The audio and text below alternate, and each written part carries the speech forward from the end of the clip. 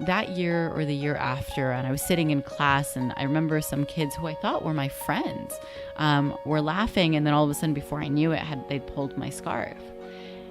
And, there's like the vivid memory of like crying and running to the restroom and having a conversation with the teacher and the principal about like, what is a hate crime? What is bullying? That's not things like, those are things I wish no 10 or 11-year-old would ever have to learn. The reality today is that those problems have increased.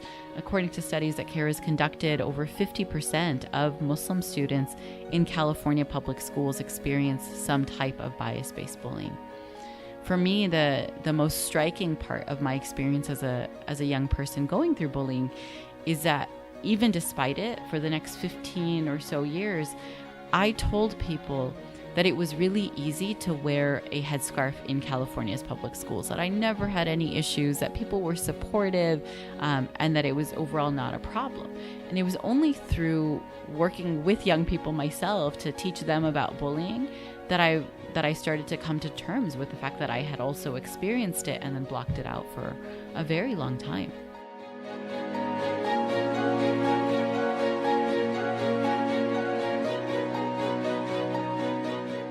Welcome to another episode of Confessions of Successful Asian Women. Today, my guest is Zahra Billoo. Zahra Billoo is the Executive Director for the Council on American Islamic Relations in Northern California. She is also the co-founder of Project Feed.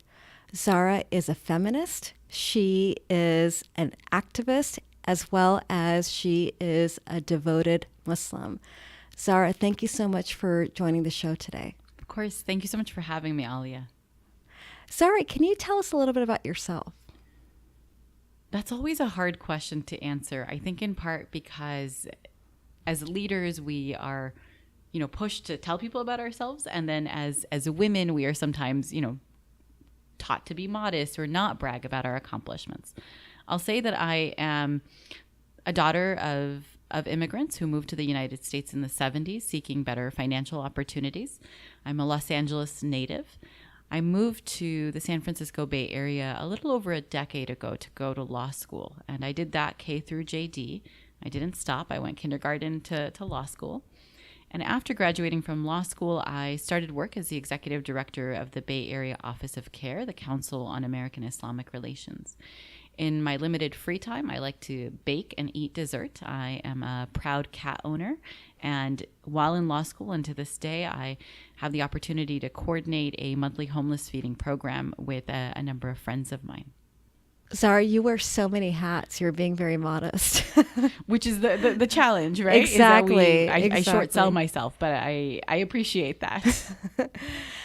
So Zahra, this has been a very big year for you. And you are seen on the media a lot. You attended the Women's March in January, and you were with another big civil rights activist, Linda Sarsour. Tell us about how this year is progressing for you. This has been a trying year, a really busy one, and also one that I feel like has been full of opportunities for the Muslim community, for Muslim leaders, but also for civil rights more generally. We knew that it was going to be challenging times on November 8th. As we watched the election results roll in, many of us, myself included, even though we were prepared for the worst, were still taken aback that this was the outcome. On January 20th, the reality was that a lot of the people who had been on the fringes, who had been outside the campaign or on the campaign trail, but maybe outside of still the mainstream Republican Party. And the example I always give is when we're talking about hateful media, we think of Fox News. We don't even think of Breitbart. And it's the Breitbart people that have come into the White House to advise the current occupant. So on January 20th, we knew that we were going to be nonstop action moving forward. I was blessed and, really fortunate to have the opportunity to speak at the Women's March on Washington. The night before, as I was preparing my remarks, I said to a few friends, well, what does one say in 3 minutes to 250,000 people? The reality is that the next day it was over 750,000 people and live streamed on so many news networks. And so you can imagine the pressure, but also the adrenaline. Seeing that many people, I was left with one question, and it's, how do we make these moments into a movement? The following week, we got the long-awaited Muslim ban, and we've been fighting and winning that fight since then. Some of you may know that the first Muslim ban was taken back after it lost in court a number of times. The second Muslim ban is currently being litigated, and all of the courts thus far have limited any attempts at the Muslim ban. And so we're hopeful, but also knowing that there is a long road ahead. Zahra, tell me about that moment when you stepped up in front of the crowd to speak to, what is it, like over 250,000 women? 750,000. Yes, I was. I generally am known for speaking from my heart without any notes. Like, I'll organize my thoughts beforehand, but I don't do a lot of prep, and some of that's just because I get to speak a lot. But with the Women's March, I was doing rehearsals backstage. I had written out my comments, and then to follow Michael Moore and Ashley Judd and be a visible Muslim woman at a time when Muslims are under attack, when people are trying to figure out what they know about us and how they can support us. Yeah, I was definitely feeling the pressure. I also knew that my friends and family on the West Coast were watching. There are no takebacks when it's a live speech at that, of that magnitude. And at the same time, there was also a sense of, I'm so grateful to be alive right now and to have this opportunity in this moment. I could not have imagined a better place to be. So do you have a routine that you do before you go out on stage? Do you have a routine where you visualize the whole speech? I know a lot of people who do a lot of public speaking, they have a routine. Either they do power poses or they do something else to really get into that mindset. And I'm curious what your routine is. Absolutely. I don't have a routine like that at all. I generally organize my thoughts, into a few bullet points, and I'll think through what I want to say, what I want to make sure I cover, and that's about it. I do at times, if I'm nervous and I remember, I do what many have called the prayer of Moses, peace be upon him, right? Where where Muslims believe that Moses said a prayer before speaking to Pharaoh for courage in his words. And so I will sometimes do that if I'm so mentally present that I remember.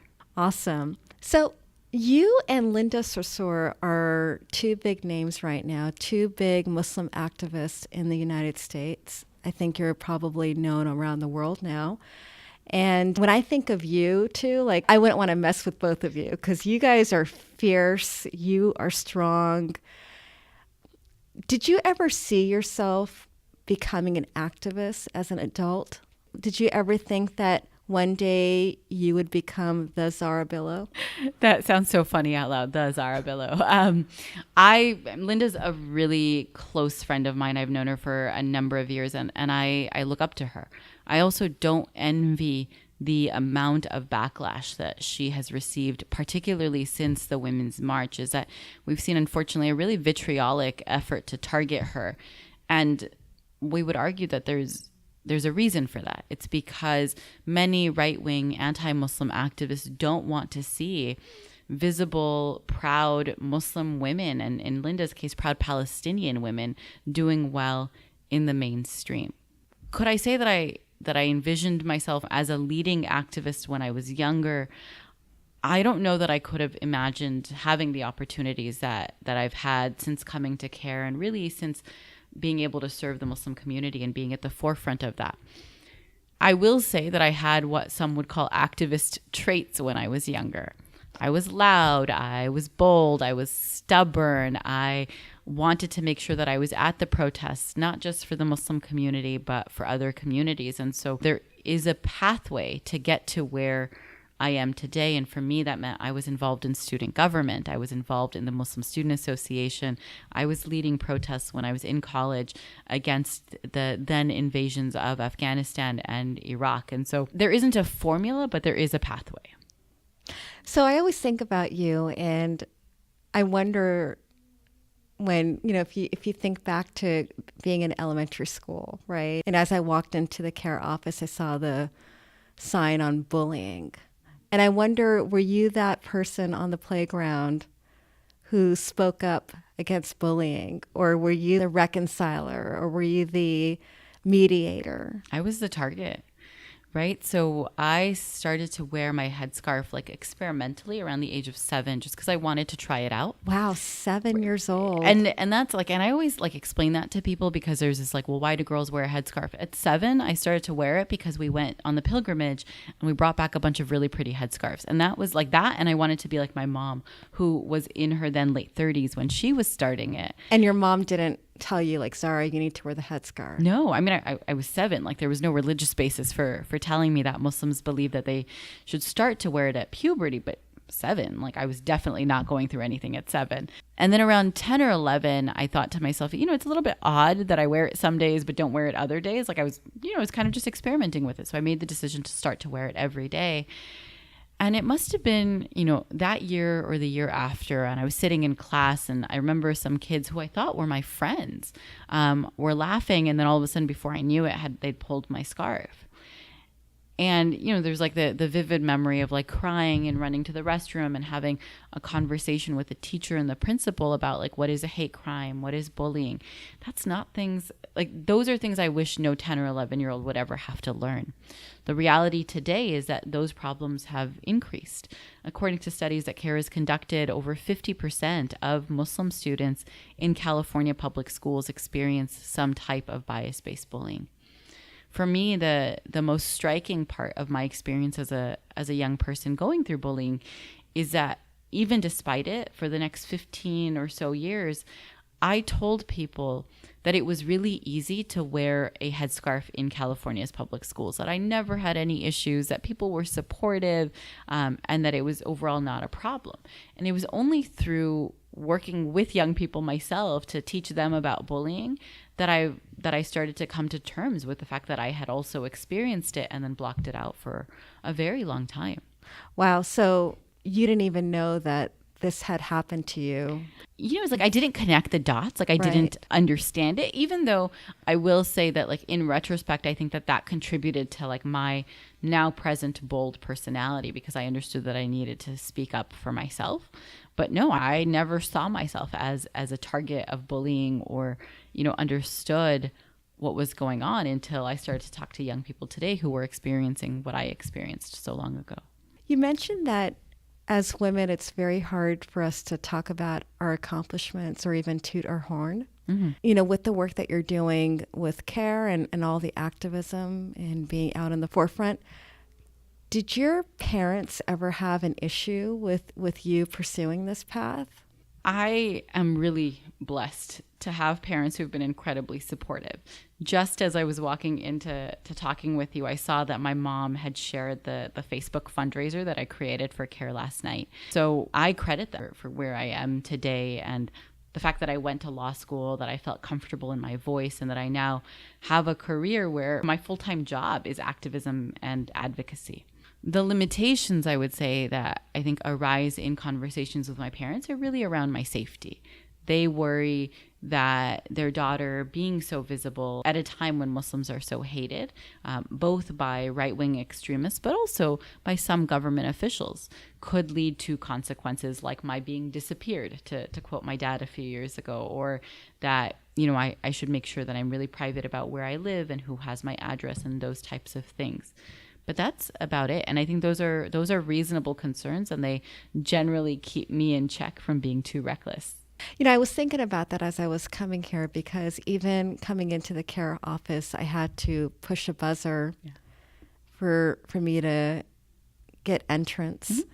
And I know with all the hate crimes that are happening right now, I wonder, do you ever worry about your own safety? And even as you leave the building, do you look over your shoulder to see if someone's following you, or do you look behind your car to see if anyone's hiding?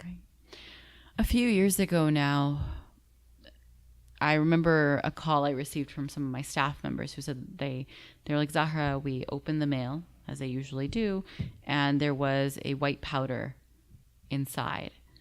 And my immediate response was, well, I hope it's nothing, but we have to be safe and call the police. And what that started was, a full day of trying to figure out what was going on. Our team was evacuated from the office. They were quarantined. They were taken to the hospital. The whole building was, in fact, evacuated.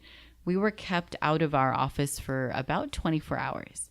And my team members were put on anthrax medication, as a precaution. It was about a full 48 hours from the start of the incident before they got clearance to come off the medication.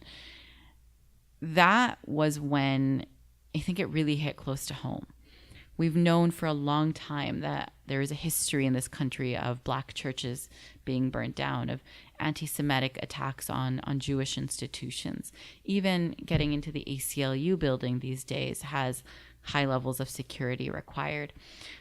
But it felt like a distant problem, one that maybe wouldn't be an issue for a Muslim organization in the Bay Area. And having that happen and seeing what happened with my staff made us think twice about security. And so we've since then really increased the protocols that are in place before someone can come into the office. Someone has to know who the person is before they come in. We have to make sure who they're meeting with. There are portions of our new space that they can't go into unaccompanied by staff. It's reality, and it is really a matter of better safe than sorry. Are there more and more ways we can improve security? Yes, and we're working on those. But it is true that I look over my shoulder when I get into my car, that if I'm somewhere strange or different, I try not to walk to my car alone, and, to look for ways to make sure that people know where I am and are checking in on me. That's a lot for you to deal with. I mean, you have a very tough job, and when people are contacting you, they're not contacting you with good news. They're usually contacting you with bad news. Right. And I wonder how you take care of yourself through all this. I mean, you have a very busy life. It seems like you are on at every hour. I have to be. Someone asked me if I was on call the other night, and I was like, I'm always on call, right? Just as It's like you're a doctor. You're a civil rights doctor. Yes, and it's not shifts, right? Like it's all the time. I'd say it's a few things. One, I've got a really great team here at the CAIR office, and so the work does get spread out better than it used to when it was me by myself back in 2010 or 11, whenever that was. So that helps. Beyond that, I'm intentional about taking vacations. So I do pick up and leave for a weekend or a week and try to go somewhere where I can disconnect. I spend time with friends, and I make time for that to ensure that I'm surrounded by people who, for me particularly because I don't have any family nearby, who are like family to me, right? Who make sure that we're eating and that we're laughing and that we're relaxing. And, I'm very open about sharing that I also go to therapy. There is no way someone can be on all the time and dealing with the trauma and vicarious trauma that my work puts on me and still functioning and showing up fully competent without professional help. And so I go to a therapist on a regular basis to talk through what I'm going through, to figure out what's going on, sometimes just to process out loud. Because one of the biggest challenges of being on all the time or being in a leadership position is that so much of what I come across is confidential or can't be shared in X space, which means that there isn't any processing for it, right? So if I process with my team here, they're my staff. If I process with my friends, they're also my donors. If I process with other community leaders, they're my partners. And so I think therapy provides a safe and confidential space to just work out everything that's going on. Thank you for being so open about that, because this is a topic that a lot of people shy away from. And I think it is important to have the outlet to, share your feelings, to share all that all of the stuff that's coming towards you. I know you had a very difficult year last year. Mm-hmm. And do you want to talk about that? Sure. So part of why I started therapy was because I was going through a divorce. And to do that in the leadership position that I'm in the very public facing position that I'm in, poses a lot of challenges. People think that they know your business. People know you not as an individual, but maybe as part of a couple. There are spaces where access is different if I am arriving as a single female versus if I'm arriving with a partner. There are questions about how and when I will meet someone else and what that looks like. And, I'm really fortunate to have had the most amicable possible divorce. Like, our explanation is that it was no longer right for us, but that doesn't make it easy. And so I started therapy going through the divorce and thinking, how do I remain high functioning and, present and able to do the work that I've been doing with all of this going on? And I, realized that it was something that I had needed and wanted to do regardless, because whether I'm married or single or, something in between, it was important for me to have that safe space to go through everything, right? That we are, even leaders are more than the organizations they carry or the work that they do. They're complex human beings. As a result of this, what have you learned about yourself? I mean, this seems like this has probably been your biggest challenge or trial that you faced in your life. I would say thus far, divorce is definitely one of the biggest challenges that I have faced. I struggled still with the lessons that I've learned. Someone asked me that recently, and I think that there's a few.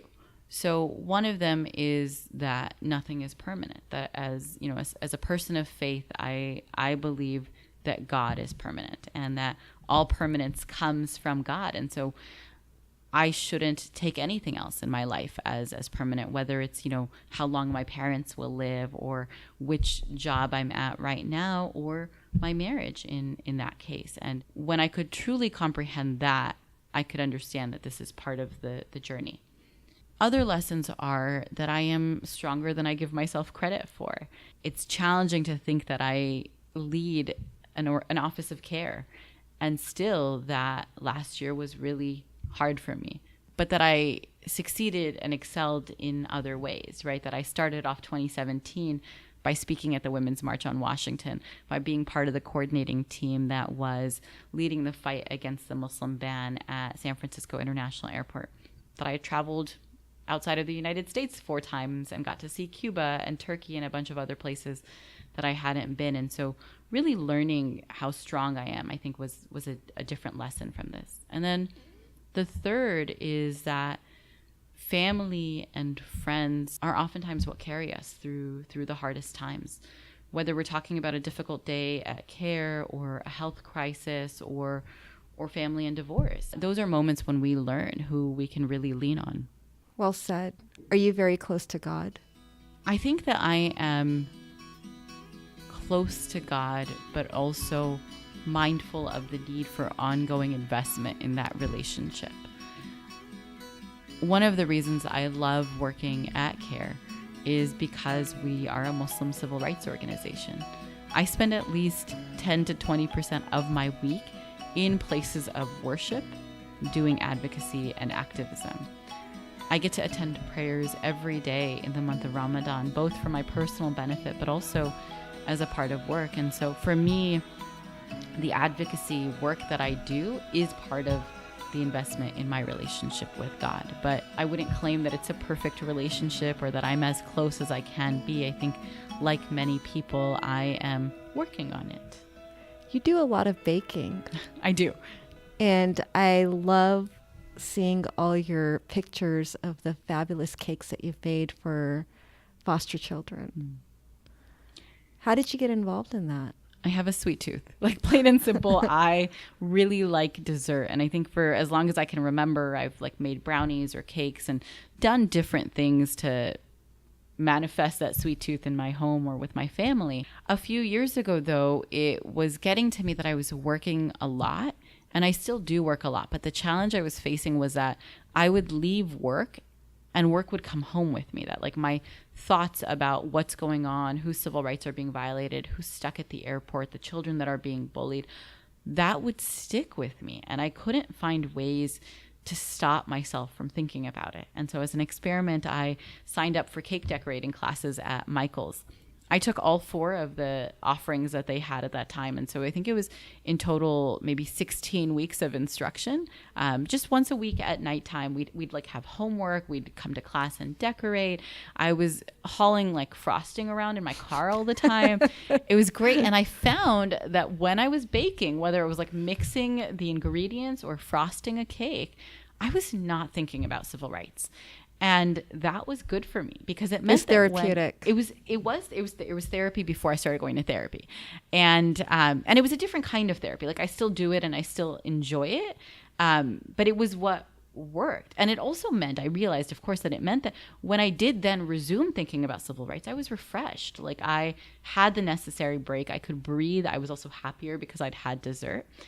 And so as a result of all of that, it was like, okay, well, what do I do with all of this dessert?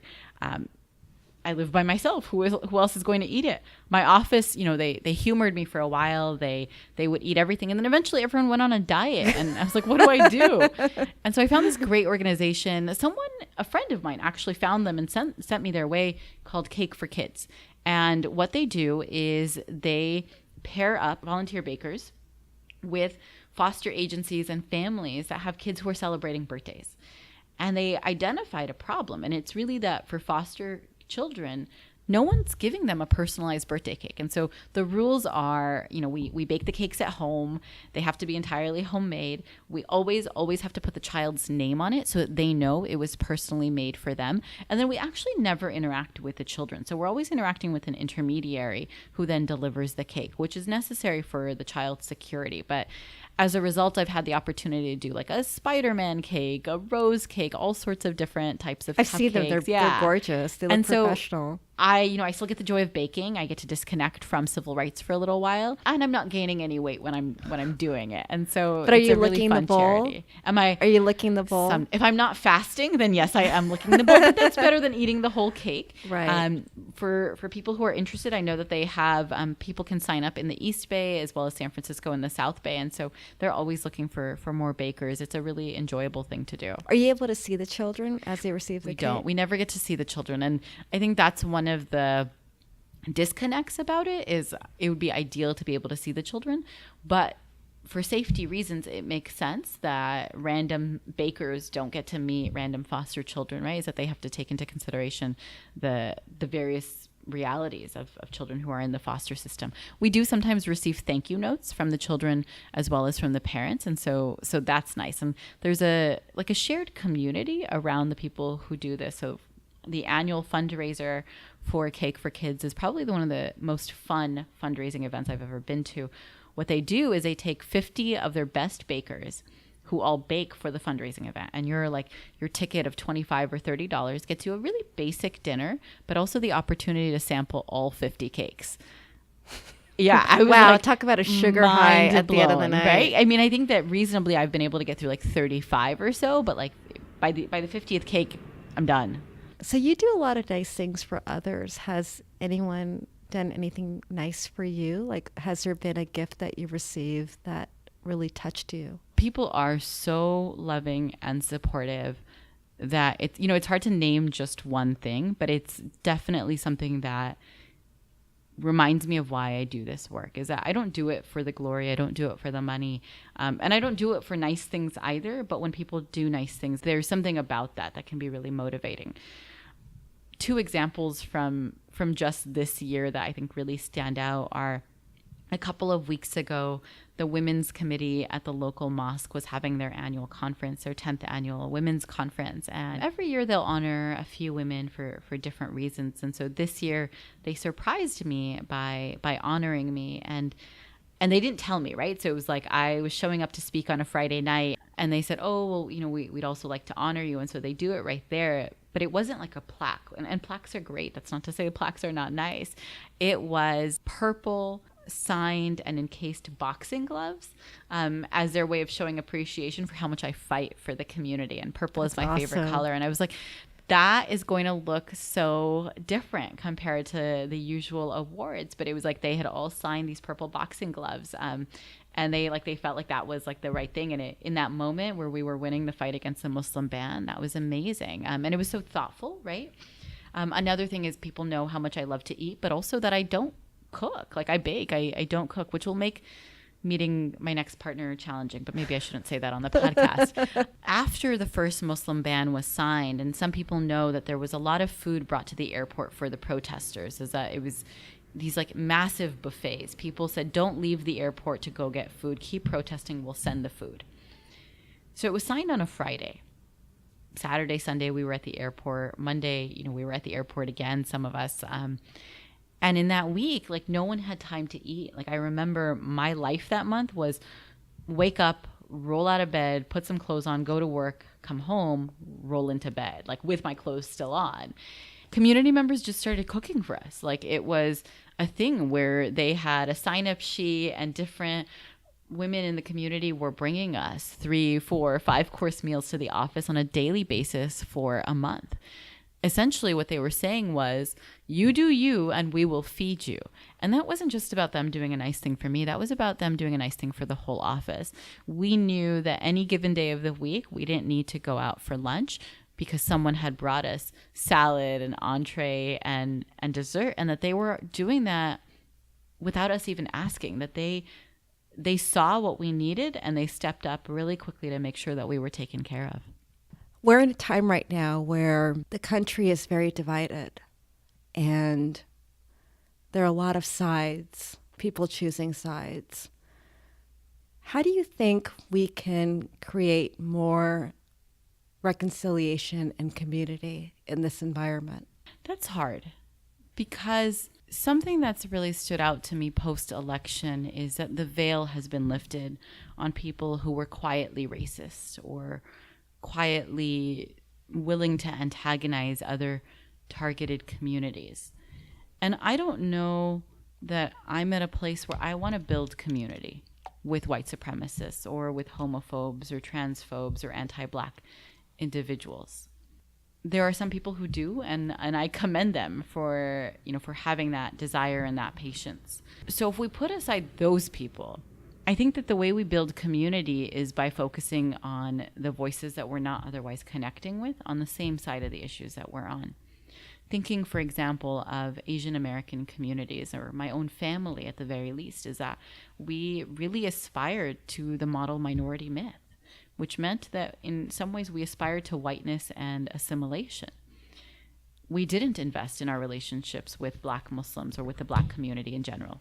Thinking of my family in particular, for example, we aspired to be the model minorities. That meant that we sought whiteness in the way that, like, we didn't question government, we didn't connect with other targeted communities. And in this moment, more so than connecting across the aisle to someone who voted for the current occupant in the White House, I'm really interested in building power and relationships among communities that are being targeted, that are being left out, who have common interests, but also who will respect my religious practice, my cultural practices, without asking me to change anywhere along the way. As I'm getting older, I realize that humans are very complicated. Yes. And there's never really a side. There's two sides, but there's a lot of in between. Mm-hmm. Do you ever struggle with that, of having to choose a side, or even in your work, there's that middle ground? I feel like it happens on a spectrum. And I'm reminded of, the common adage that there are no permanent friends or enemies in politics.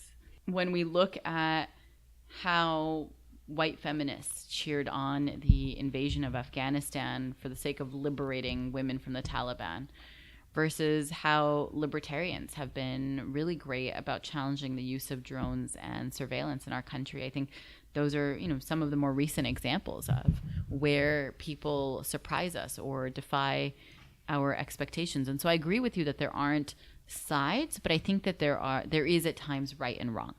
And, police killing an unarmed Black person, wrong. There is no side or spectrum there. It is a wrong. The government use of informants inside mosques, wrong. right? Like, so there are, I think, clear answers for me on specific questions, but I understand that it's not about the parties that people are in or sort of where they're from or who they are that will always dictate how they fall on those issues. Do you find that, like, over time, it's been getting harder for you to kind of navigate through that because of your line of work? You know, you're an activist, that sometimes there is that middle ground, and sometimes there needs to be that crossing over to the other side to kind of draw people in. I think it's actually gotten easier for me over time. And part of that for me is in part about a concern that I long had, that under the Obama administration, civil rights advocacy was very muted because it was this post-Bush era, because he was a community organizer, because we didn't want to embolden the Tea Party by attacking the president. And so it's almost as though as Islamophobia and civil rights have gotten worse, it has become a lot clearer where people stand and, you know, who they are and how we're going to work with them. My focus is on building power in marginalized communities. And I have not, you know, met an undocumented person or an LGBT person or others who aren't willing to have a conversation about civil rights for all people. Am I trying to convince Breitbart readers or, you know, Trump cabinet members that Muslims are human beings? No, because like if that's where we're starting from, then clearly they're so far away that that's not the most effective place to start. What would be your advice to rising young women, young professional Muslim women? What advice would you give them? Do well in school.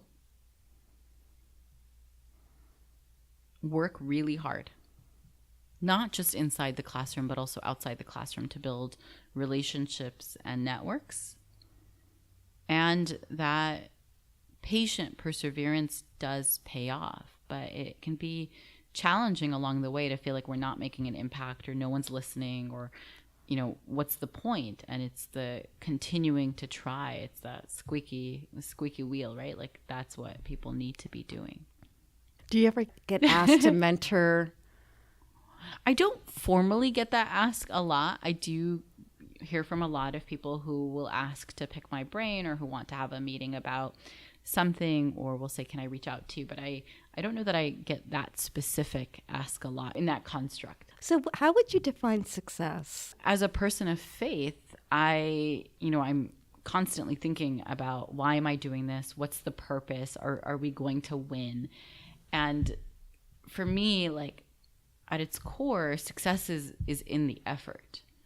I think of the blessed prophets before us who taught for decades only to gain a few followers. And today, if you tweet enough, you can get thousands of people talking about who you are and what you're doing. And so I don't know that it's in the specific outcome, though of course, yes, gaining civil rights and equal rights for all people would be success, but it's in the process. It's, did we make an effort? Were we principled in our effort? Did we build relationships in that process? Did we empower people along the way? And those are the questions that I'm asking as I think about, was the effort successful more than was the outcome successful? Well, I think what you're doing is such a long view. It's not something that you can accomplish in the short term. It's kind of like planting a tree and then watching it grow. And that's so what's also been interesting about this past, like this first part of this administration, is that we've been winning, which is not something that I'm used to saying, but I did a talk last night where I opened by saying we're winning. Like, we won the fight against the Muslim ban and we're continuing to win it. We won the fight when Act for America, the nation's largest anti-Muslim group, wanted to come to Santa Clara and dozens of other cities across the country. We outnumbered them, we overshadowed them, and we were able to say that their efforts were a bust. And so we're winning, but I think part of why I have to take the long view is because I know that oppressed communities like win and lose, and sometimes we lose more than we win. And if I were to sit in that or think about the individual fights, then there's no way that I could persevere in this work. Thank you so much, Zahra, for taking the time to speak with me and for sharing your story. Of course. Thank you for talking to me. It's been a pleasure. You're a rock star. You're so are sweet. absolute rock star, and good luck with everything. Thank you. And thank you. We need more activists in our community. Thank you for having me.